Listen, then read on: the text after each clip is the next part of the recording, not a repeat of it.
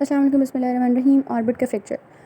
Orbit जो होता है, पहली बात तो ये कि बहुत स्ट्रॉन्ग है, ठीक है। ऑर्बिट के कॉन्टेक्ट्स उसने इनक्लोज किया हुआ है, लेकिन अगर कोई बहुत ज़ोर से आके मारता है डायरेक्ट ऑर्बिट पर, तो अब जो है ऑर्बिट फ्रैक्चर होगा। और फ्रैक्चर वो कहाँ से होगा? ऑर्बिट इस तरह होता है, बहुत रफली बता रही हूँ कि ना 3 बोन से मिलके बना होता है ऑर्बिट, ठीक है। और वो फ्रैक्चर कहाँ से होता है? यहाँ पर, जहाँ पर से उसके सूचर्स बन रहे हैं वहाँ पर से वो फ्रैक्चर होगा।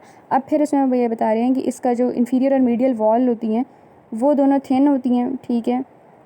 ये अगर आई पे डायरेक्ट किसी ने मारा है तो ये वाली जो होती हैं वॉल्स, ये फ्रैक्चर हो जाती हैं, और बाकी जो मार्जिन्स होंगे ऑर्बिट के वो इंटैक्ट रहेंगे। फिर वो ये बता रहे हैं कि इनडायरेक्ट ट्रॉमेटिक इंजरी जो है उसकी वजह से जो ऑर्बिटल वॉल्स हैं वो डिस्प्लेस हो जाती हैं, इसे हम ब्लो आउट फ्रैक्चर कह रहे होते हैं, blow out fracture of the orbit.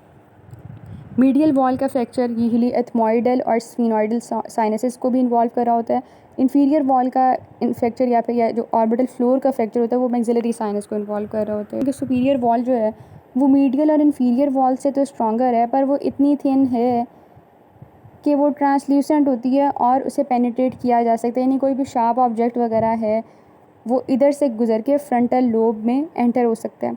इसकी ये हुआ था कि शार्प ऑब्जेक्ट जो है frontal lobe of the brain तक एंटर हो गया था, ऑर्बिट की सुपीरियर वॉल से एंटर हो गया, ठीक है। ऑर्बिटल फ्रैक्चर्स की बात करूँ तो उसमें क्या होता है कि ऑर्बिटल फ्रैक्चर्स की वजह से इंट्रा ऑर्बिटल ब्लीडिंग होती है। इंट्रा ऑर्बिटल ब्लीडिंग जो है आई बॉल पर प्रेशर एक्सर्ट करेगी, जिससे आई बॉल बल्ज करेगी, और हम इसे एक्सोप्थेल्मोस कह रहे होते हैं। कोई भी ट्रॉमा वगैरह हुआ है आई को, तो वो जो उसके इर्द गिर्द स्ट्रक्चर्स प्रेजेंट हो गए उनको तो उसने अफेक्ट करना ही करना है। जैसे ऑर्बिटल फ्रैक्चर के केस में क्या हो सकता है कि मैक्सिलरी साइनस इफेक्ट हो सकता है, कि भाई ब्लीडिंग मैक्सिलरी साइनस के अंदर स्टार्ट हो गई है।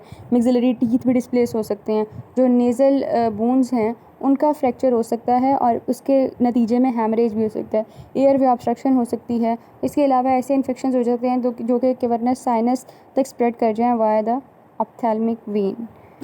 ऑप्टिक नर्व जो होती है वो स्फीनॉइडल और पोस्टीरियर एथमॉइडल साइनसेस के करीब प्रेजेंट होती है, और इसकी पोजीशनिंग की वजह से इन साइनसेस के अंदर कोई भी ट्यूमर होगा तो वो थिन वॉल्स जो होती हैं ऑर्बिट की उनको एरोड कर सकती है, जिसकी वजह से ऑप्टिक नर्व और जो ऑर्बिटर के बाकी कंटेंट्स होते हैं वो कंप्रेस हो जाते हैं, ठीक है। ट्यूमर्स जो होते हैं, यानी जब वो ये कंप्रेस करेंगे बाकी कंटेंट्स को भी, तो क्या होगा? शुरू में तो ट्यूमर था, वो फर्दर कंप्रेस कर रहा है, तो ये ट्यूमर्स एक्सोप्थेल्मोस कंडीशन को डेवलप कर सकते हैं, जो कि एक प्रोट्रूजन हुई होती है जिसमें आई बॉल की, ठीक है। अब फिर वो ये कह रही हैं कि अगर कोई ट्यूमर है जो कि मिडल क्रेनियल फोसा के अंदर प्रेजेंट है और उसने ऑर्बिटल कैविटी के अंदर आना है, तो वो कहाँ से आएगा? तो उसके पास रास्ता है सुपीरियर ऑर्बिटल फिशर का।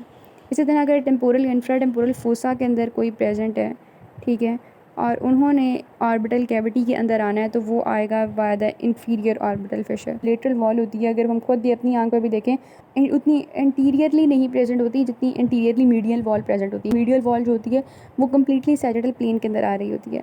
अब 2.5 cm of the eye ball जो है वो एक्सपोज हो जाता है जब हम प्यूपिल को कंप्लीट मीडियल साइड पर जितना हम देख सकते हैं उतना लेके जाएं। तो इसकी क्या इंपॉर्टेंस है कि अगर तो हमने कोई सर्जिकल प्रोसीजर वगैरह या कोई ऑपरेशन परफॉर्म करना है आई बॉल पर, तो वो हम ऑर्बिट को लेटरल साइड से अप्रोच करते हैं। नर्व सप्लाई जो करी होती है आईलेट को, उसमें ऑक्यूलोमोटर नर्व होती है जो कि एलिवेटर पैल्पेब्रस स्पीरियरिस को सप्लाई करी। अगर ये नर्व का लेजन हो जाए तो ये मसल डैमेज हो जाएगा, जिसकी वजह से सुपीरियर आईलेट जो है वो नीचे को ड्रूप करेगा, जैसे टॉसस कह रहे होते हैं। अगर फेशियल नर्व डैमेज हो जाए तो उसकी वजह से ऑर्बिकुलरिस ऑक्यूला जो है उसका पैरालिसिस होगा, जिसकी वजह से आईलेट जो हैं वो कम्प्लीटली क्लोज नहीं होंगी और जो नॉर्मल ब्लिंकिंग होती है वो नहीं हो पाएगी। फिर उन्होंने ये बताया हुआ कि अगर इन्फीरियर आईलेट्स जो हैं उनकी मसल्स जो इन्फीरियर आईलेट को बना रहे हैं उनका टोन मेंटेन नहीं है, तो इस कम्प्लीटली लिड वाला फंक्शन जो है आईलेट का वो नहीं होगा। कॉर्निया जो है वो ड्राई हो जाएगा। आई बॉल जो है वो एक्सपोज है, डस्ट है, स्मॉल पार्टिकल्स हैं, कोई भी चीज़ आ सकती है क्योंकि लिड तो प्रॉपरली काम नहीं कर रही। अनप्रोटेक्टेड आई बॉल की इरिटेशन हो सकती है, जिसकी वजह से एक्सेसिव टीयर फॉर्मेशन होगी, पर वो इनएफिशिएंट टीयर फॉर्मेशन है। जैसे फ्लूइड फॉर्मेशन जो है वो तब भी हो सकती है कि जब लैक्रिमल अपरेटस जो है उसके अंदर कोई ऑब्स्ट्रक्शन हुई है, जिसकी वजह से फ्लूइड जो है वो inferior part of the eye ball के अंदर नहीं जा रहा होता। अच्छा, जिनको बहुत ज़्यादा लैक्रिमेशन हो रही होती है जिन लोगों के अंदर, तो वो बार बार आइज़ को डैब करते हैं ताकि वो टीयर्स को, और यूँ बार बार डैब करने से भी फर्दर इरिटेशन डेवलप होती है। पैल्पेब्रल ग्लैंड या किसी भी ग्लैंड के अंदर इन्फ्लेमेशन या स्वेलिंग हो सकती है ड्यू टू एनी इन्फेक्शन, या फिर उसकी डक्ट ब्लॉक हो जाए तब भी ये वाली कंडीशन डेवलप हो सकती है। अगर जो सेलेरी ग्लैंड की डक्ट है वो ऑब्स्ट्रक्ट हुई हुई है तो उसकी वजह से स्टाई बन जाता है, ठीक है, जो कि एक पेनफुल रेड स्पिरेटिव स्वेलिंग होती है। इस कंडीशन को हम होर्डेलम कह रहे होते हैं।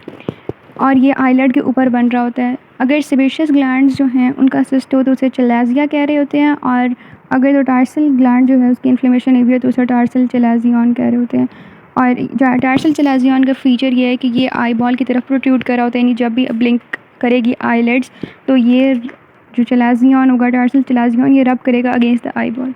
हाइपरीमिया ऑफ कंजक्टिवा कह रहे होते हैं कि जब ब्लड वेसल्स जो हैं वो डायलेटेड और कंजेस्टेड हुई हुई हैं कंजक्टिवा पर। नॉर्मली तो कंजक्टिवा कलरलेस होती है, पर जब ब्लड वेसल्स डायलेट वगैरह हुई हुई हैं तो ब्लड शॉट आइज अपेयर हो रही होती हैं।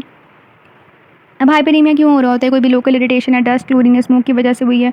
और इसके अलावा इन्फ्लेम्ड कंजक्टिवा को कंजक्टिवाइटिस कह रहे होते हैं। पिंक आई जो कि एक कंटेजियस इन्फेक्शियस आई डिजीज़ है। सब कंजक्टिवल हेमरेजेस की बात करें तो ये कॉमन होते हैं, और इसमें क्या होता है कि ब्राइट और डार्क रेड पैचेस बनते हैं डीप या with in the bulbar conjunctiva. Injury हो या इन्फ्लेमेशन हो तो उसकी वजह से हेमरेज हो जाता है। अगर तो डायरेक्ट आई पर ब्लो है या फिर नोज़ पर ब्लो है या फिर कफिंग रिकरेंट कफिंग हो रही है या फिर वायलेंट स्नीजिंग है तो उसकी वजह से हेमरेजेस हो सकते हैं। स्मॉल जो सब कंजक्टिवल कैपिलरीज होती हैं वो रप्चर कर सकती हैं। फिर रेटिनल डिटैचमेंट आ जाती है। रेटिनल डिटैचमेंट में कि लेयर्स जो रेटिना को डेवलप कर रही होती हैं वो एम्ब्रियो के अंदर इंटर रेटिनल स्पेस के थ्रू सेपरेट हुई होती हैं बेसिकली, ठीक है।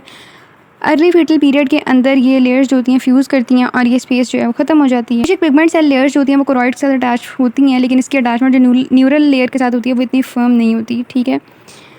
जिसकी वजह से ये होता है कि अगर डायरेक्ट ब्लो पड़ रही है आई पर तो उससे रेटिना डिटैच हो सकता है। उसकी वजह से फिर फ्लूइड सीपेज होगी between the neural and pigment cell layers of the retina. दिनों तक, हफ्तों तक आफ्टर द ट्रॉमा ये होती रहेगी, ठीक है। इन दो लेयर्स के दरमियान फ्लूइड की सीपेज। जिस पर्सन की रेटिनल डिटैचमेंट हुई होगी उसे फ्लैशेस ऑफ लाइट और स्पेक्स, फ्लोटिंग स्पेक्स नज़र आएंगे।